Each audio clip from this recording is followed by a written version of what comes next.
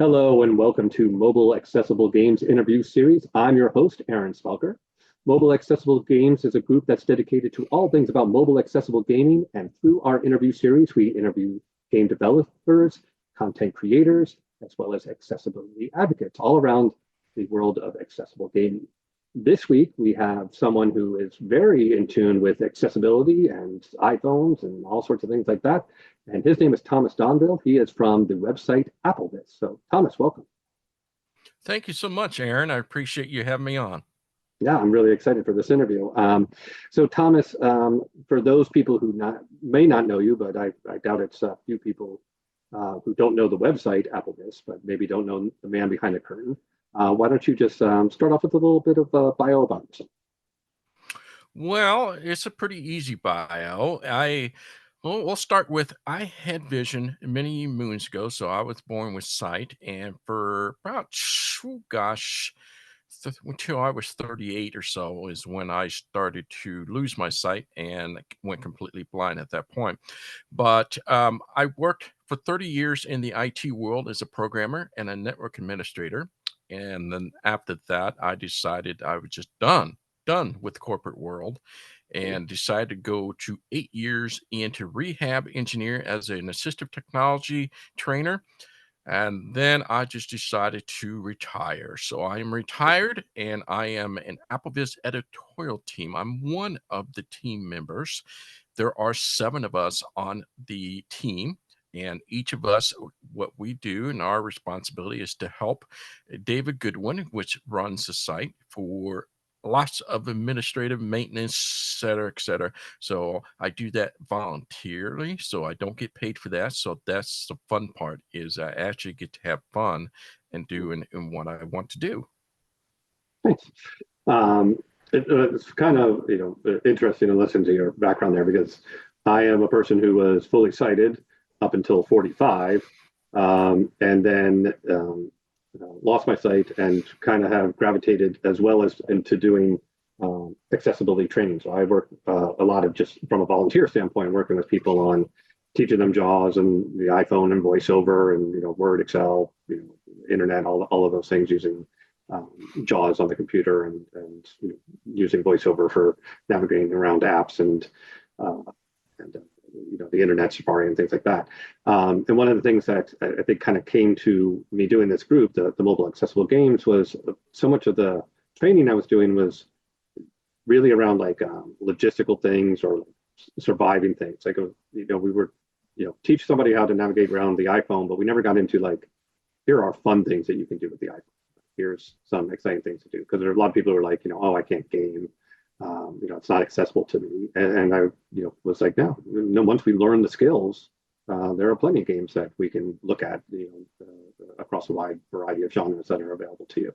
And so that's where I kind of started this group of mobile accessible games because I wanted to make sure that people who are blind and visually impaired realize that there are parts of the gaming experience that they can engage with and enjoy.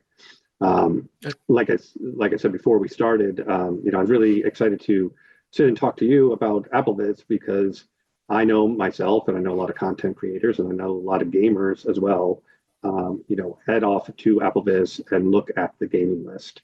We're going to concentrate a lot of this interview around that section of AppleVis, but AppleVis is way more than just that. So, maybe you could spend a little time just telling people if they go out to, applevis.com, what are all the things that they're able to engage with, find, get information about when they're on the website? Well, I'll kind of back it up just a little bit and Sure. just to let people know that AppleVis was created in 2010. So it's been around for, gosh, coming up 14 14 years. years, Mhm. which is hard to believe that the site's been around for that long. Now, of course, I came on just a wee bit further than that, not too much further down, but the gentleman that runs the site, his name is David Goodwin. So he is the go-to guy that created the site from pieces together using Drupal, and he put it all together. And the reasoning he did this was a very fascinating story. Is back in the days we used to have email list, And they still do at this moment. People still use that. And the problem that David found was it was fractured. There was a lot Sure. of discussion, which wasn't a problem. But if I were to say, have you played Xanagrams? And a lot of people, oh, yeah, yeah, I love that. Da, da, da, da. We love that. That's very accessible. And then 2 days later, we get somebody new or that just didn't read all the emails say, hey, there's a new game called Xanagrams. Have anybody? Right. And so it just kept coming up and up and up. And then it was just, so somebody tried to make a list and they tried It's to not share it, terribly but searchable or anything like that. If you have no, a question to see if nothing anybody like else has that. done it, yeah. Right. And so David thought, you know, I'd have put something together that would make a little bit more sense and not being so fractured and having to do something over and over and over. And so he decided to create AppleVis. And so essentially, um, just kind of the history of AppleVis a little bit is that we have kind of just grown over time since 2010. So when he first opened it up, it was just himself and a couple of people that were going to help him out. And so then we got into the editorial team members. So he started to ask people if you are interested in coming on to a team. And over the years, we've added people and some people left and et cetera. But I've been there almost from the beginning. Me and along with Scott Dabbert, I think we might be about 6 months, a year later, but we've been there ever since. And so AppleVis has And grown. when you say the editorial teams, that's a group that's, creating articles and stories and finding things to write about or to review and things like that. That's what you mean by an editorial team. That you're creating content for the site, right? Well, that's a good question. Um, so essentially, what team members do, and we kind of just do a little bit of everything whenever we can. It's because it's a community forum, meaning that anybody is allowed to come onto the site and create forum posting. So forum posting is something that anybody can do that can come on to ask questions or ask, have you played this or do you know anything about that? So it's a typical forum posting where you can have a branch of threading off and have comments based on the initial person. So somebody might have some problems in a particular game. Did you get past level 22? Or I'm having problems on my Mac or my iPhone. It's this double tap issue, and then people can thread off. Now there are categories that people can pick, and if they choose to be like gaming, we don't typically do that as an editorial team member. So the team member will generally kind of answer questions when other people's don't. That we just kind of watch, make sure that people are behaving, not trolling, and Mhm. so we're kind of like the police when it comes to forums posting. However, we do sometimes post different apps out there for people to do, and anybody can insert app posting. Posting is something that you say, I got this Xanagrams game, and I posted, and you give a description from the App Store, and you tell what you think of it. Is it accessible? And we have different ratings so we can let people know. So when they go look, what about this new Xanagrams game? And they can go look and, oh, yeah, okay. It's free and it's totally accessible. Or there might be some apps that are not so accessible. And so we keep track of that. We try our very best as a team to make sure that the posting of apps is correct. Every so often, if the person doesn't update the versions, we try to get those updated as often as we can. There's just so many apps. We can't do everything, but we try to get the main ones, keep it. So the team does a lot of responsibilities. We do have a blog team that will do their own blogs. So people can't really blog as a community. They can post whatever they want as a forum, but it's not really a blog. So our blog team, we have a dedicated team that just do the writing of blogs. The team itself could do some blogging if they wish, but that's just, as for example, that's not my forte at all. I can't write things. I can do podcasts, and so that's what I do. I do a lot of podcasting for the team. Now, there are openings and community can submit podcasts anytime they want. So it's not just the team that can do podcasts. Now, of course, when you upload a podcast to us, we will go into a review state that we will take the podcast, listen to it, and make any tweaks to it. And if it's something that we think is doable and it's done pretty well, we will go ahead and post it behalf of those people. So it's not always just for editorial teams, but that's just another responsibility that we do. We also do guides. So, but again, people could do that on their own as well. I know Scott Davert and Tyler Steven does some guides from time to time to just kind of show you how to do something, how to use a braille display with an Apple device. It shows you how to pair it and things like that. And then lastly, we have hardware and accessories reviews that people can submit. And that's not something that we always do unless there are times that we might get one of us that get a new device and we will update it. But really, as a whole, Aaron, it is a community based, and a lot of people can submit whatever they want to the site. But the team itself is just, like I said, it was just more of a maintenance, policing, and making sure that everything looks great and up to date as best we can for the community. When the website started by the founder, was he coming from a just a straight up technology standpoint, or was he had some experience with blindness, and that's why he was passionate about getting this website up and running with all this content? David is a jack of all trades. He would be, I, I can't really answer how his background. I don't believe he loves technology. He didn't have any IT field whatsoever. And this man is incredible. He just does a lot of researching on his own, and he was able to put this together. It is probably one of the most complicated things I've ever seen for somebody to put together.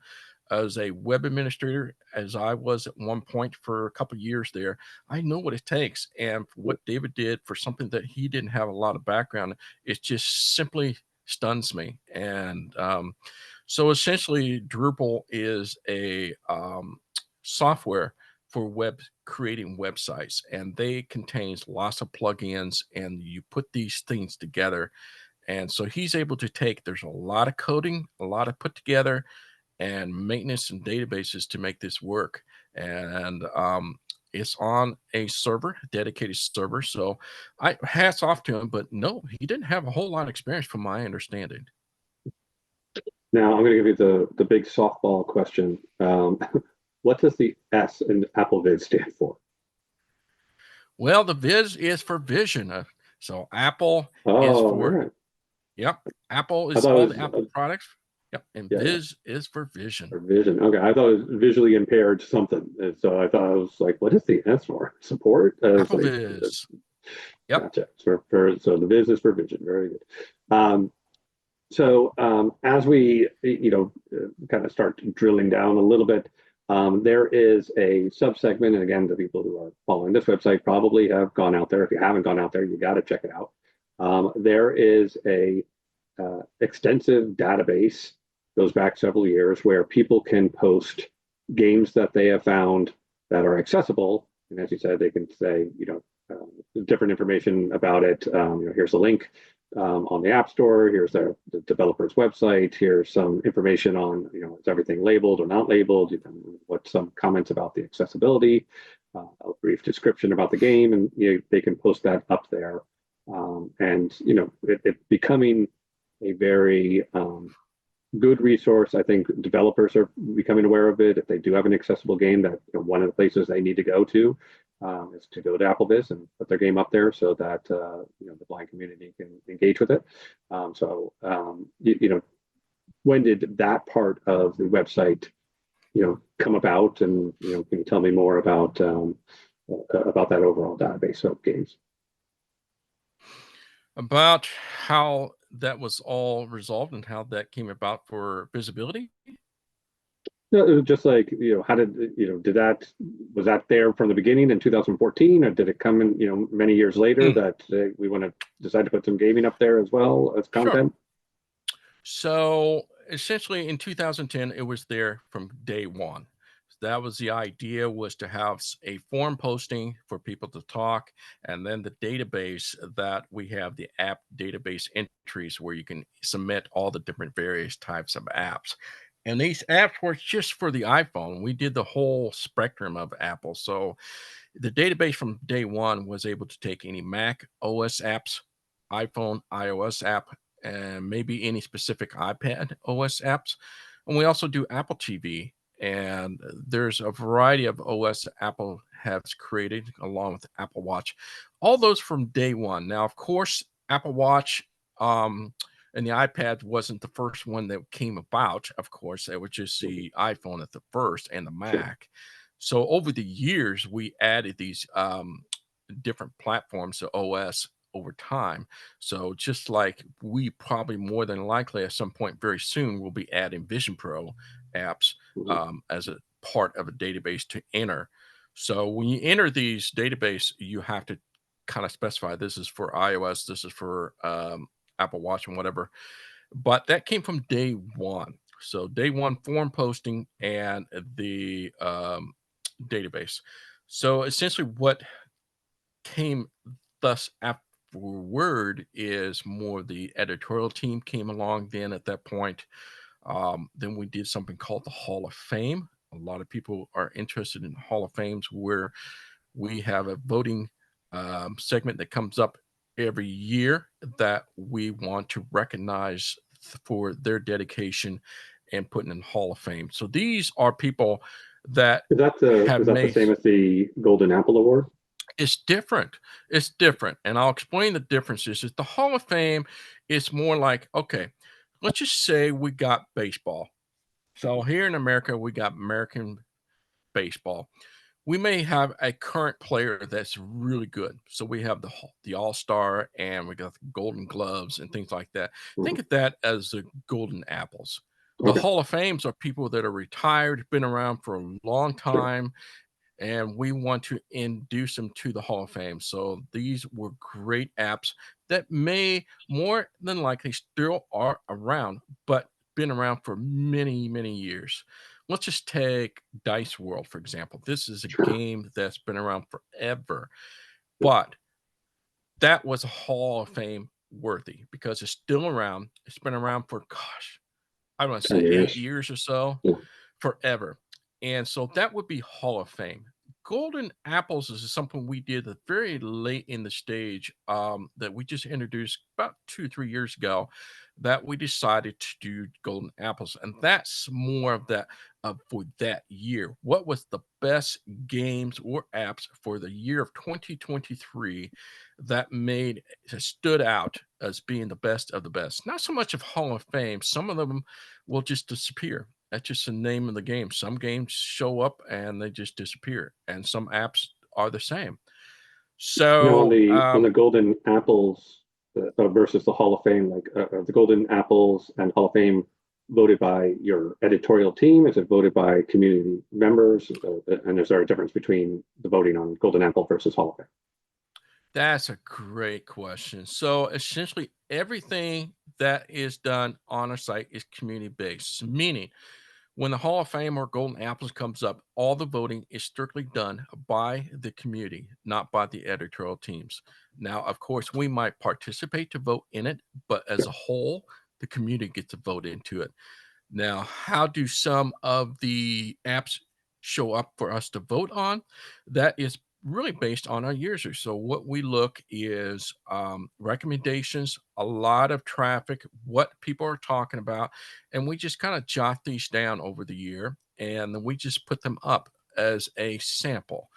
Now, the Golden Apples is the only one that we will let people do write-ins. So if there's something that we missed out and you really want to praise them, then they have a write-in. Now, the Hall of Fame is you see what you get on the list and you get to pick one that you deem thinks is worthy.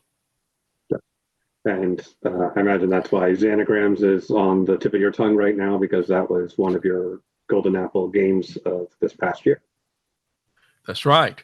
So Xanagrams, along with others, there were some very noteworthy games last year.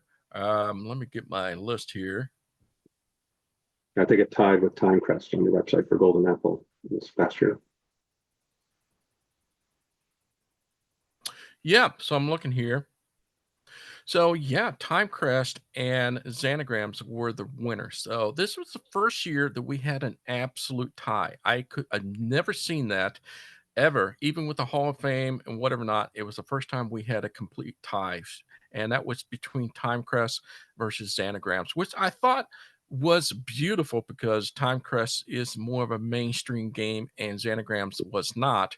So it was great to see two of the big guys and a little guy winning it, and we had and one that had been around for many years, building on. The Timecrest 3 come out. When it's been around for 10 years, and Xanagrams that been developed over the last year by a brand new game developer. So right, and that's why Timecrest was in the Golden Apples. Was they introduced a new? Well, they kind of revised a chapter, so that's why.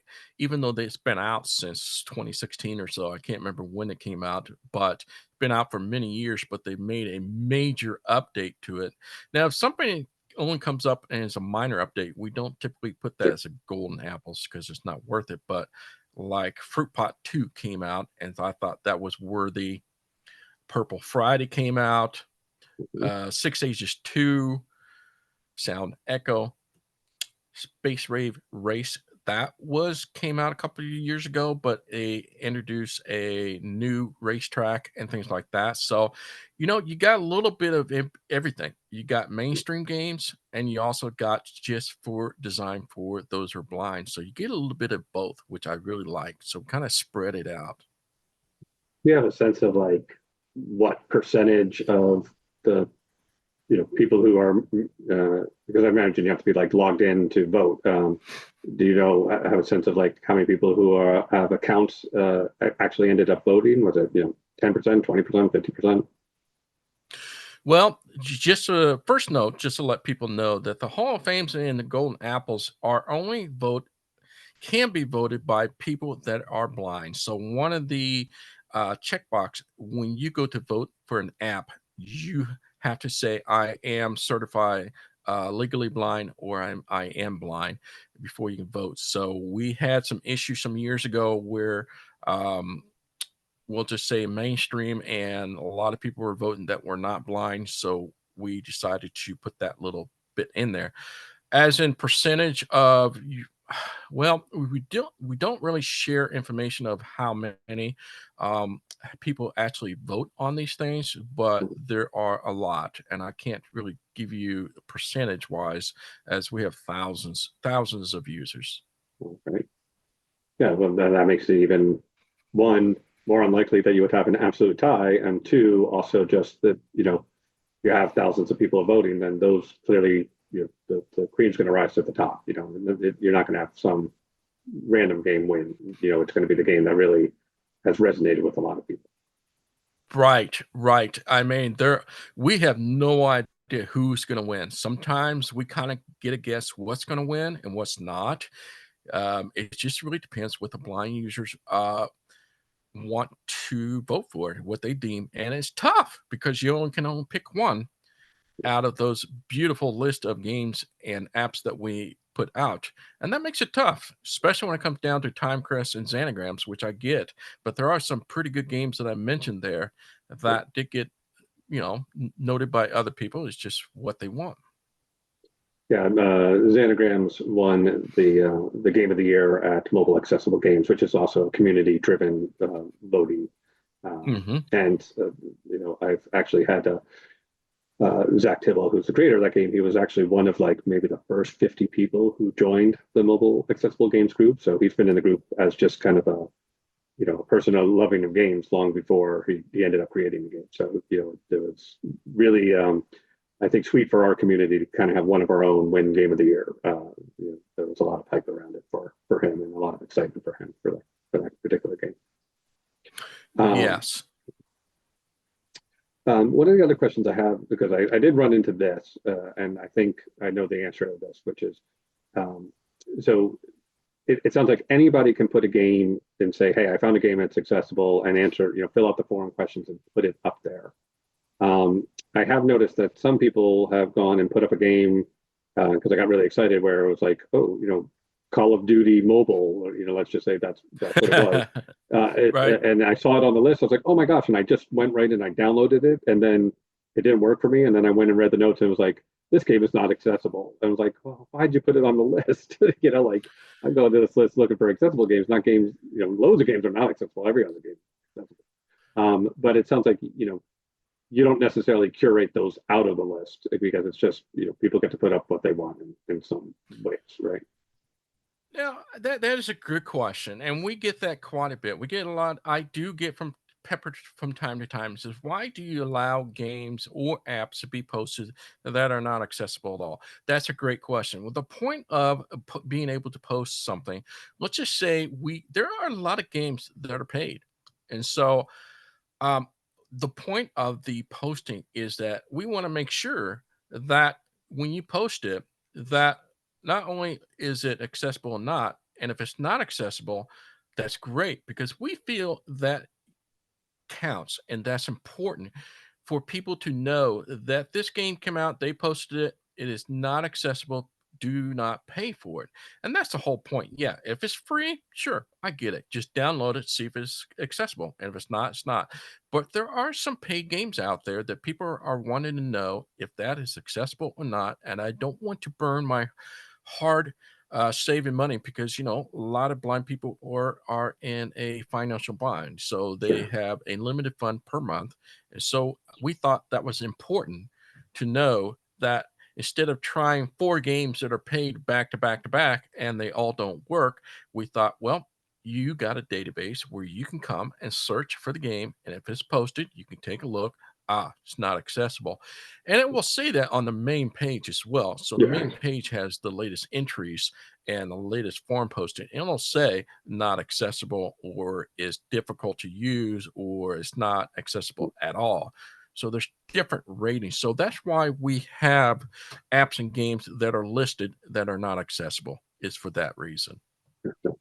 Yeah, what I do is if like let's say the title had the word blind or accessible in the title, and it's not accessible, I will review that anyways and give it like I don't review games to be like I want people to here's a good game. So I look for games that are A, B's, maybe C's. But like if it's a D or an F, for the most part, I just won't even bother reviewing that game unless it has the word blind or accessible in it because I want someone very much might go and download that game and I want to tell them, it's really broken or it's not fun or whatever. And so that's the rare occasions where you see like D's and F's for me. It's probably because they had the word accessible in it, but it wasn't actually terribly accessible. I want Right. to steer people away who, as you said, are going to spend their hard-earned money thinking, oh, this must be an accessible game because that's accessible in the title when it really is. Right. Just because they got Fortnite up there doesn't mean it's accessible. Yeah, yeah. And not only, and there are some apps that are very expensive. And, we want to make sure that people realize that these are not accessible and where they're somewhat accessible. And not only that, but for every app entry that people make, you can join that conversation in that as a thread. So we call those comments. So if you want to comment to that poster and says, "Oh darn, that game is not accessible," have you contacted a developer? And usually they'll have a nice going back and forth. This is I have. We're working on it. Some games are like that where people will say, "Let's group up together. Let's contact the developer and see if he would be willing to make this accessible for us."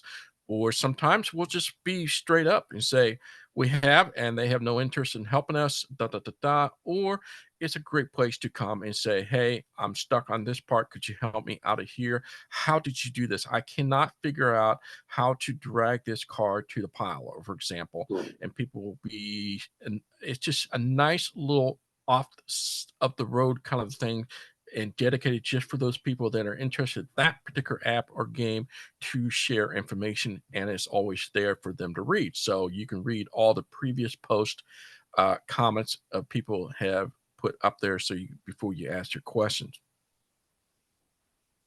On the, so as we were kind of talking all these different sections of the AppleVis website, is there one that has more traffic? Like it's the most popular, and this is where everybody goes when they go out to the website.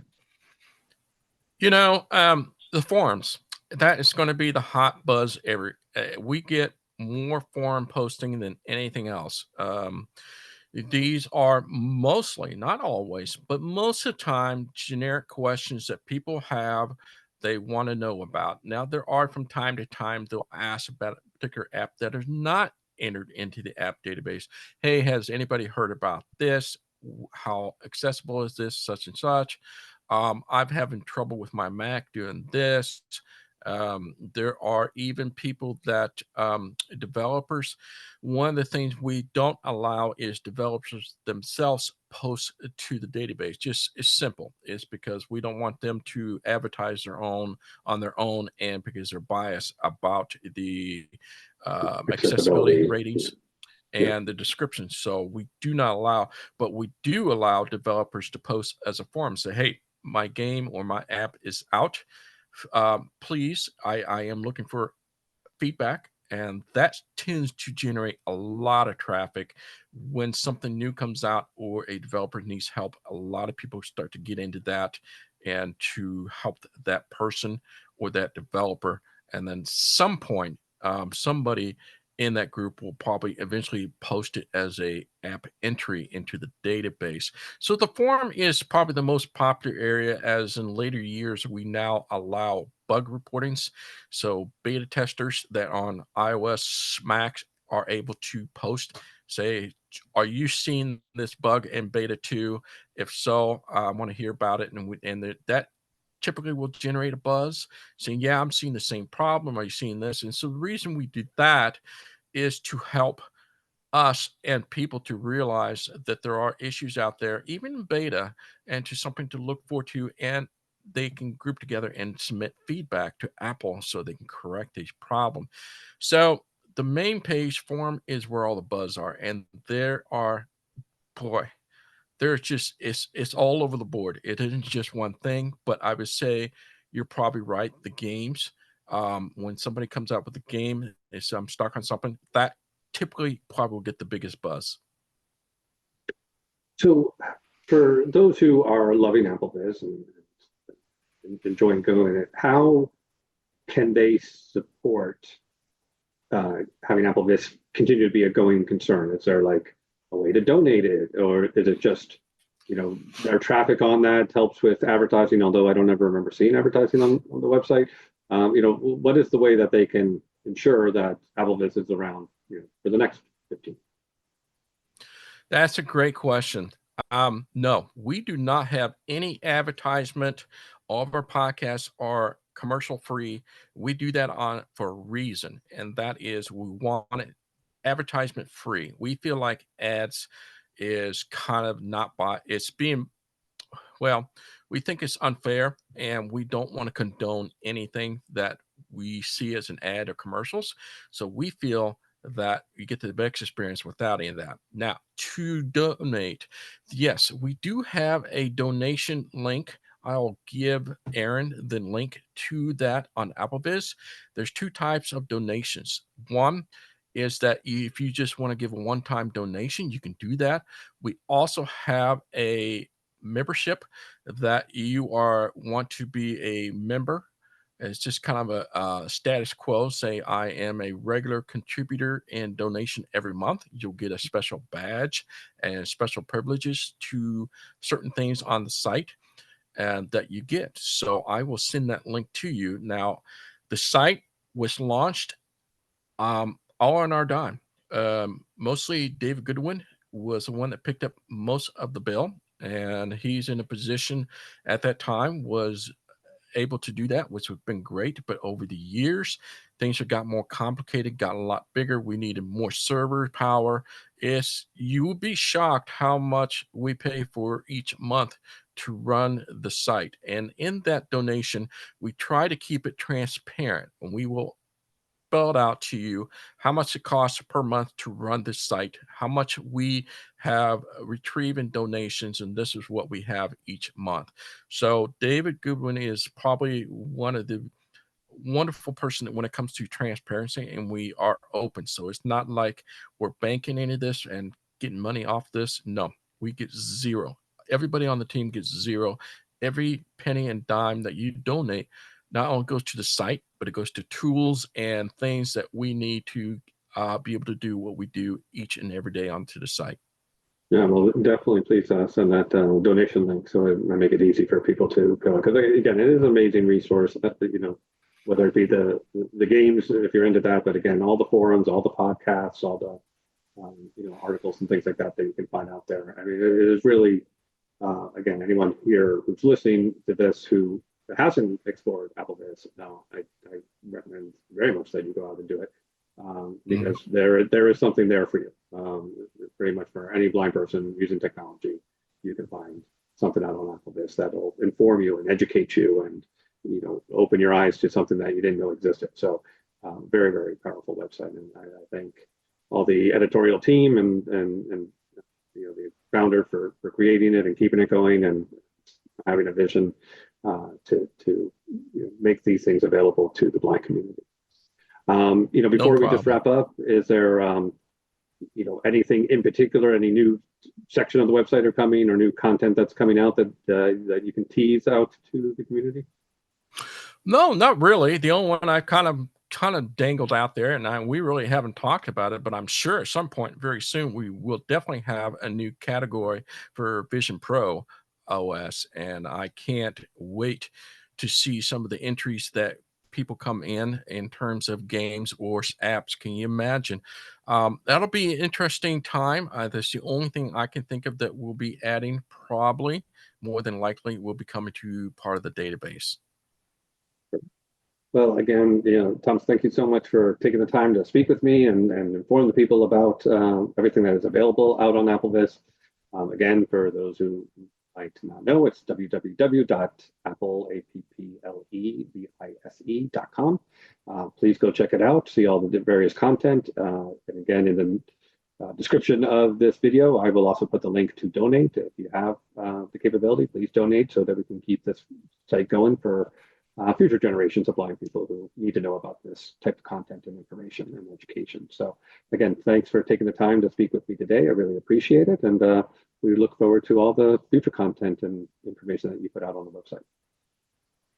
Thank you too, Aaron. I appreciate coming on, and I appreciate all the watchers out there and listeners. And feel free to come to applevis.com, check it out. There's a lot more under the hood than just the simple forms and stuff like that. You can spend hours in there. It's like a rabbit in the hole.